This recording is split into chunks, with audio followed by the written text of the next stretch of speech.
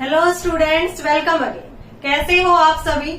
I hope all of you are fine. Student, हम बहुत दिनों के बाद एक बार फिर से अपना सिलेबस स्टार्ट करने जा रहे हैं। हमने लास्ट वीडियो में किया था क्लास 12 का चैप्टर नंबर 7 डिफरेंशिएशन। उसमें हमने 7.3 एक्सरसाइज तक कंप्लीट कर लिया था। आप प्लेलिस्ट में जाके देख सकते हो। आज की वीडियो में हम करने वाले हैं 7.4 एक्सरसाइज का बेसिक कंसेप्ट। बेसिक कंसेप्ट क्या है?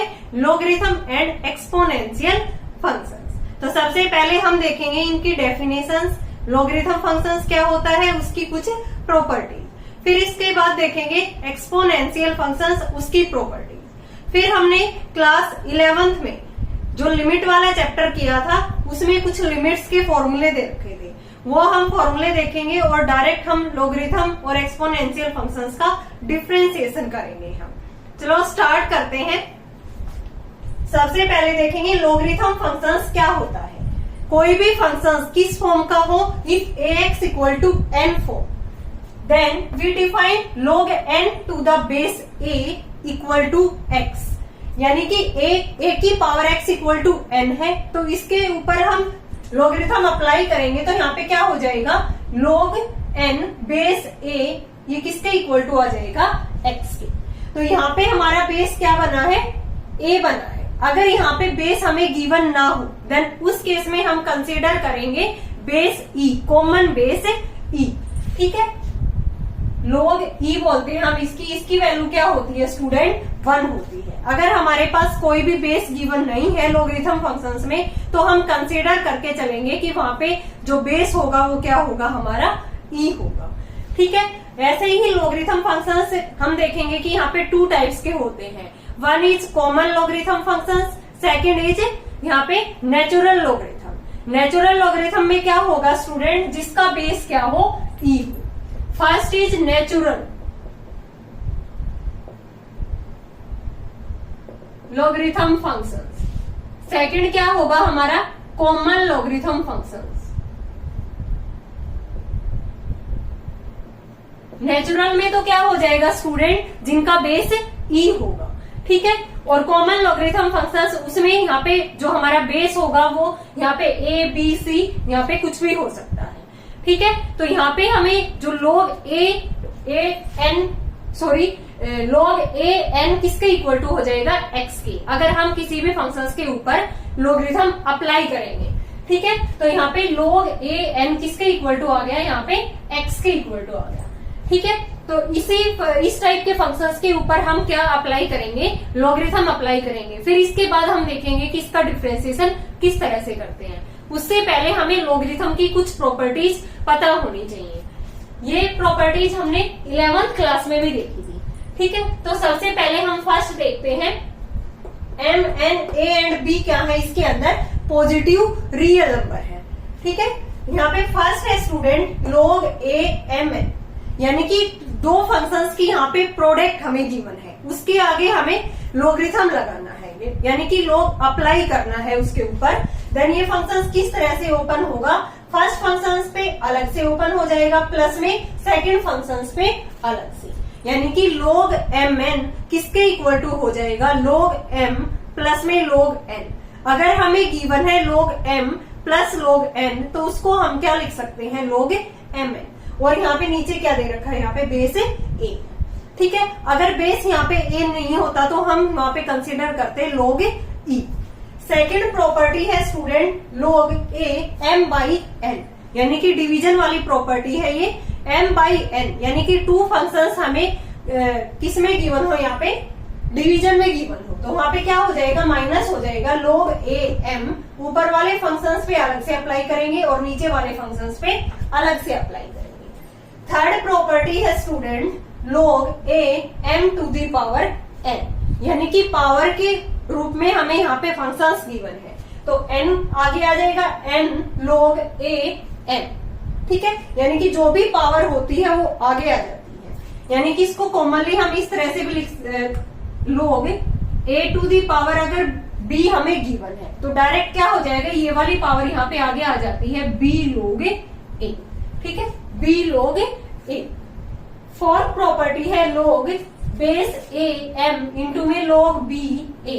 ठीक है, तो यहाँ पे क्या हो जाएगा स्टूडेंट, इसका क्या मतलब है, इसका मतलब है log m अपॉन में log a, log m upon में log a इंटू में ऊपर है log a, नीचे बेस क्या है b, यानी कि नीचे जो बेस होता है वो हम इस तरह से लॉगरिथम उसके ऊपर अप्लाई करेंगे तो ये हो जाएगा log a अपॉन में log b। ये यहाँ पे क्या हो गया, कैंसिल आउट। तो इस चीज को हम क्या लिख सकते हैं, ये अपॉन में है log b, तो यहाँ पे हम बेस लिख देंगे, तो log b m।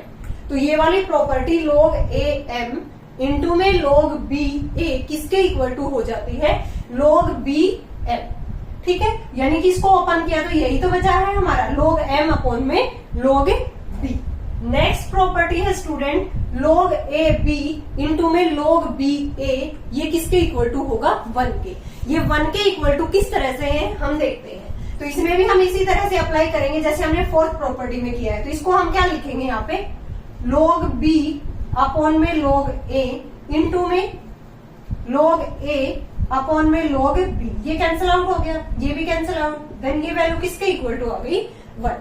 तो डायरेक्ट हमें ये प्रॉपर्टी किसके इक्वल टू है, किसके इक्वल टू आ गई हमारी, log a b इंटू में log b a equal to 1। Direct हम ये यूज कर सकते हैं क्वेश्चंस के अंदर। फिर है लास्ट वाली प्रॉपर्टी log a किसके इक्वल टू होगा, 1। ये भी सेम, ऊपर भी क्या है log a, नीचे भी क्या है log a, कैंसिल आउट हो गई, ये क्या आ गई हमारी प्रॉपर्टी 1। और ये क्या होता है log बेस a1, हमेशा log बेस a1, log 1 क्या होता है, 0 होता है।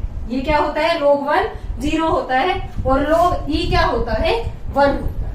ये कुछ प्रॉपर्टी है स्टूडेंट लॉगरिथम फंक्शंस की, जो हमें सबसे पहले जो इसका हम डिफरेंशिएशन करेंगे इस चैप्टर के अंदर, तो सबसे पहले हमें ये प्रॉपर्टी पता होना चाहिए। तो आपको अच्छे से सबसे पहले इसकी डेफिनेशन देखनी है, फिर इन प्रॉपर्टीज को देखना है। आई होप आप सभी अच्छे से तैयारी कर रहे होंगे। 7th 8th चैप्टर जून वाली छुट्टियों से पहले ही हो गए थे, लेकिन मैं किसी कारणवश वीडियो नहीं बना पाई। अभी से हम कंटिन्यू करेंगे, आगे सारा चैप्टर्स जो +2 क्लास का है वो हम कंटिन्यू करेंगे। तो ये था हमारा कंसेप्ट लॉगरिथम फंक्शंस का। ठीक है, अब हम करने वाले हैं स्टूडेंट एक्सपोनेंशियल फंक्शंस क्या होता है। नेक्स्ट देखेंगे अब हम एक्सपोनेंशियल फंक्शंस।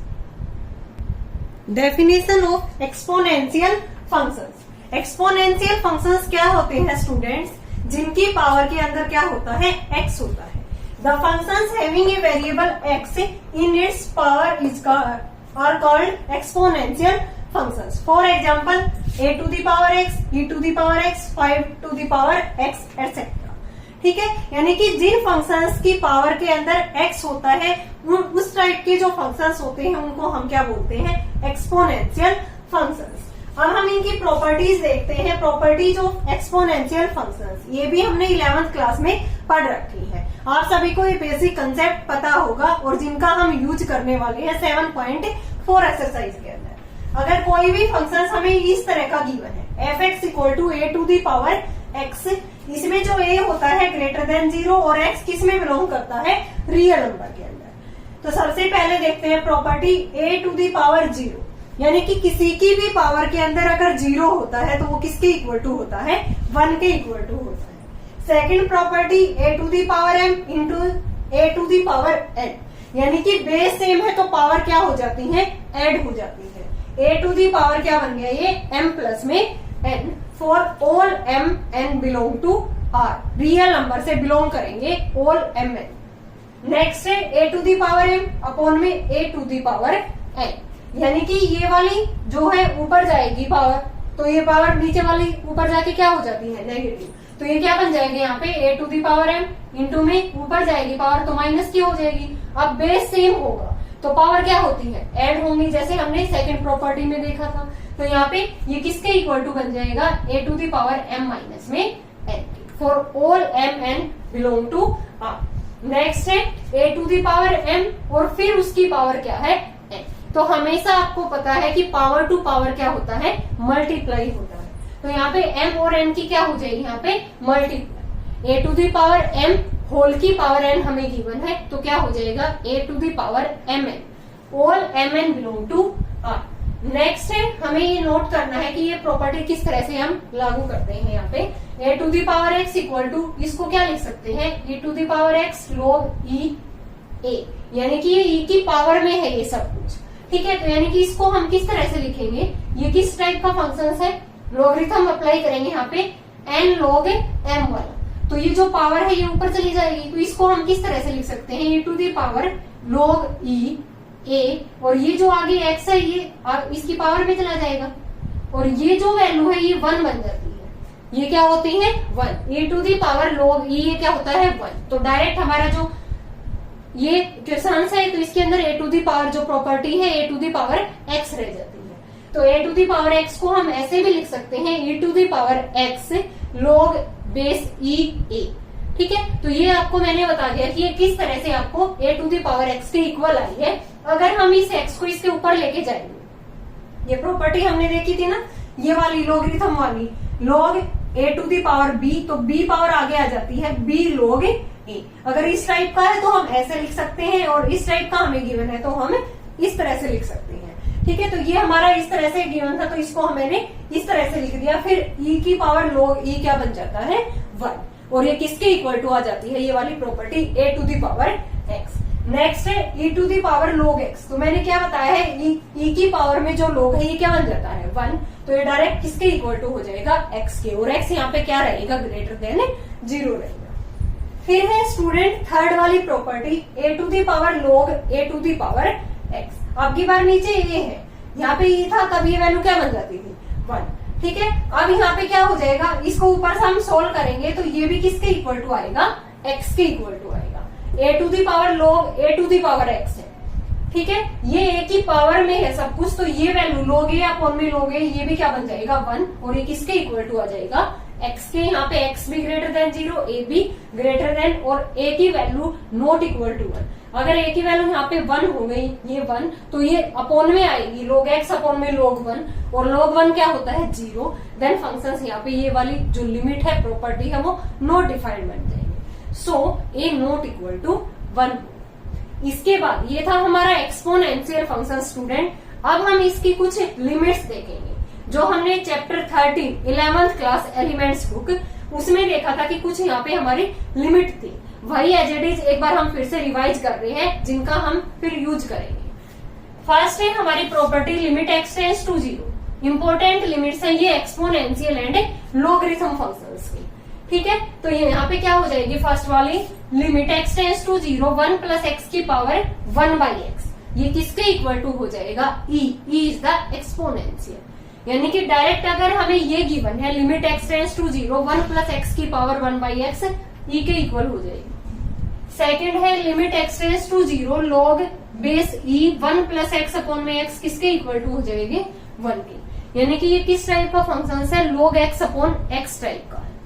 यहाँ पे log e 1 plus x upon में x ये किसके इक्वल टू आ गया 1 के। ये लिमिट आपको याद करनी पड़ेगी। नेक्स्ट है limit x tends to 0 e to the power x minus में 1 अपॉन में x। अगर हमारी लिमिट किस तरह से गिवन है, e to the power x minus में 1 अपॉन में x, वो किसके इक्वल टू हो जाएगी 1 के। Limit x tends to 0 a to the power x, ये तो क्या था e to the power x, then value क्या आएगी 1। यहाँ पे a to the power x है माइनस 1 अपॉन x, तो ये क्या बन जाएगा log a। अगर यहाँ पे a to the power x होगा तो आपको ध्यान करना है ये वैल्यू क्या बन जाएगी log a। ठीक है, और e to the power x है और माइनस में 1 अपॉन x है तो 1 बन जाएगा। ठीक है, इस तरह से आपको रिलेट करके ये एक बार लिमिट रिवाइज करनी है, ये इजिली याद हो जाएंगी लिमिट, इतना कुछ मुश्किल नहीं है। फिर हम इसमें डिफरेंशिएशन देखेंगे। मेन जो हमारा चैप्टर है इन सभी का लिमिट्स वगैरह का, लॉगरिथम फंक्शंस का, एक्सपोनेंशियल फंक्शंस का हम क्या देखेंगे, डिफरेंशिएशन किस तरह से होगा।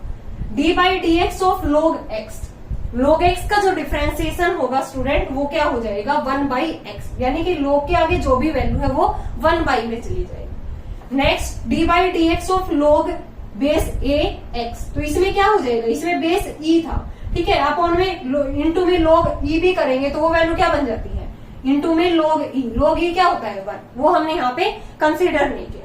तो सिमिलरली इसका हो जाएगा तो 1 बाई एक्स, जो log के आगे जो भी वैल्यू है वो, और फिर ये log बेस e a। ठीक है, तो यहाँ पे ये हमें क्योंकि यहाँ पे log अपॉन में क्या था, a था, तो यहाँ पे ये हमें क्या करना पड़ेगा, कंसिडर करना पड़ेगा। यहाँ पे ऐसा log e था और उसकी वैल्यू क्या होती है 1। नेक्स्ट देखते हैं D by D X of E to the power X. इसका डिफरेंशिएशन क्या होगा, e to the power x का e to the power x ही रहेगा। ये एक ऐसा फंक्शन है स्टूडेंट e की पावर x जिसका डिफरेंशिएशन भी और इंटीग्रेशन भी क्या रहता है, सेम रहता है, e की पावर x ही रहता है। नेक्स्ट अगर d बाई डी एक्स हमें किसी function a to the power x का, यानी कि a to the power x log में चेंज होता है यहाँ पे, तो direct a to the power x और इनटू में क्या आ जाएगा log a, और नीचे हम क्या लगा देंगे बेस e। नेक्स्ट देखते हैं D by D X of log modulus x, यानी कि ये वैल्यू क्या रहेगी पॉजिटिव, तो इसका डायरेक्ट क्या हो जाएगा 1/x, और नीचे वाली वैल्यू कभी भी 0 नहीं हो सकती।